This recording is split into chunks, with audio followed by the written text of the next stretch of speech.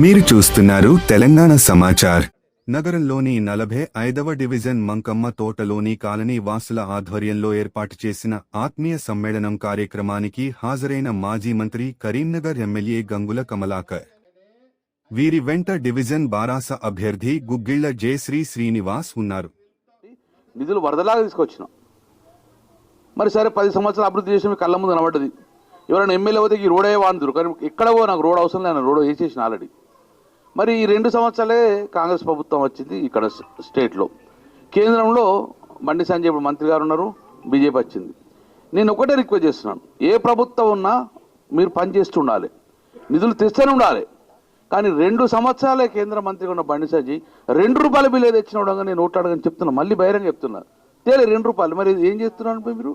కొన్ని రాష్ట్ర ప్రభుత్వం ఏం తెచ్చిందా? లేదు. రాష్ట్ర ప్రభుత్వం ₹2 తెలియదు, నాకు కేంద్ర ప్రభుత్వం ₹2 తెలియదు. ఎవరి అంటే మరి మేము తెచ్చిన పరిశ్రమ చేయమంటే మేము తెచ్చిన పరిశ్రమ ఆపేసిండ్రు, అన్ని పనులు ఆపేసిండ్రు. ఇంకా కేబుల్ డ్యూటీ చేస్తే దాన్ని ఆపేసిండ్రు, వెంకటేశ్వర టెంపుల్ కడితే దాన్ని ఆపేసిండ్రు. ఎటు పోయినా కూడా డెవలప్మెంట్ ఆపేసిండ్రు. నేను ఒకటే చెప్తున్నాను, డెవలప్మెంట్ ఆపకండి, డెవలప్మెంట్ కంటిన్యూ కావాలి. కానీ వీళ్ళతో చేతనైతే లేదు. 2 సంవత్సరాలు ₹2 తెలియదు, ఇంకా 3 సంవత్సరాలు మాకు ఓట్లేస్తే మేము అలా తెస్తామట. 2 సంవత్సరాలు నువ్వేం తెకపోతే మళ్ళీ 3 సంవత్సరాలు ఏం తెస్తావు?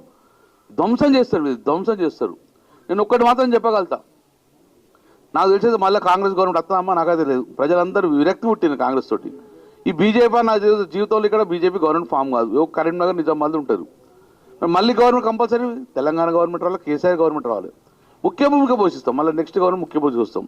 నా ఉద్దేశం ఏంటంటే కరీంనగర్ నెంబర్ 1 స్థానాలు తీసుకోవాలి. నా లక్ష్యం అది ఒక్కటే. మన బిడ్డలు ఇక్కడ మంచి అద్భుతంగా పనిచేయాలి. భూములు అమ్ముకుందాం అంటే కూడా కొనుగోలు దిక్కులేదు, ఇప్పుడు అంత పరిస్థితి వచ్చింది. సో నేను ఎందుకు మీరు రిక్వెస్ట్ చేస్తున్నాను ఇప్పుడు అంటే, దయచేసి డెవలప్మెంట్ చేసింది నేను, మీ కళ్ళ ముందు కనబడ్డది, మీ కళ్ళ ముందు డెవలప్మెంట్ చేసిన. సీఎం అసలు తీసుకొచ్చిన, ముఖ్యమంత్రిని ఒప్పించేసి ఎక్కడ పట్టుకొచ్చినా దండం పెట్టి పట్టుకొచ్చుకున్నా. కానీ ప్రభుత్వాలు ఫెయిల్ అయిన ₹1 తీసుకురాలి, ₹1 బిల్లు తీసుకురాలి. మళ్ళీ డెవలప్మెంట్ చేసిన 10 సంవత్సరాలు నేనే, రేపు డెవలప్మెంట్ చేసే బాధ్యత కూడా నాది. ఇంకా 3 సంవత్సరాలు నేనే ఎమ్మెల్యే ఉంటా, ఎవరు కూడా తీసుకురారు, వెళ్తా కాదు కూడా. కాబట్టి నేను ఏమంటాను, దయచేసి ఇప్పటికే అవినీతిమయమవుతాను, రోజు పొద్దులేసి అవినీతిమవుతుంది. నేనేమన్నా మంచి పని చేస్తుంది జయశ్రీ.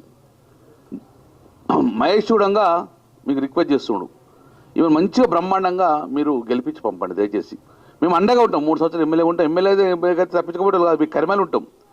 ఇంకా వైర్లు తీద్దామంటే ఇవాళ చేతగాలే, వైర్లు తీయించినాం, రోడ్లు వేసినాం, ఎక్కడ కూడా మట్టి లేకుండా చేసినాం. డెవలప్మెంట్ కళ్ళం ఉన్నది కాబట్టి, డెవలప్మెంట్ చేసే సత్తా నాకు ఉన్నది కాబట్టి నాకు వేరే ఆలోచన లేదు, ఓన్లీ డెవలప్మెంటే. ఇంకా అగ్రగామ తీసుకుపోవాలనే ఉద్దేశంతో దయచేసి బల్దీ అంటే మున్సిపాలిటీ పొద్దున్న లేస్తే ప్రజలకు అందుబాటులో ఉంటుంది. దాన్ని మళ్ళీ అవినీతిమయం చేసుకోకుండా చూసుకోండి. మేము డేగకాన్లకి చూస్తాం, మా కార్పొరేటర్ దయచేసి గెలిపియండి. డెఫినెట్గా మేయర్ కొట్టుకొస్తాం, మీరు గెలిపించి పంపండి, మేము మేయర్ కొట్టుకొస్తాం.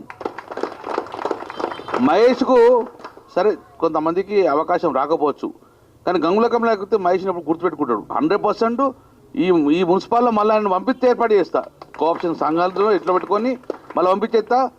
ఆయన కూడా ఒక ప్రెజర్ ఉన్నది, నువ్వు మా పార్టీకి రా, ఈ టికెట్ ఇస్తా. కానీ ఇప్పుడు చాలామంది పార్టీ మనలో పరిస్థితి ఏందమ్మా, ఎవడు దేకుతున్నాడు.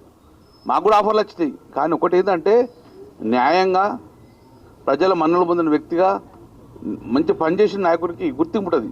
ఒకసారి 2 సార్లు రాకపోవచ్చు, కానీ లైఫ్ లాంగ్ కూడా పేరు ఉంటుంది. కాబట్టి దయచేసి మీరందరూ ఆశీర్వదించండి.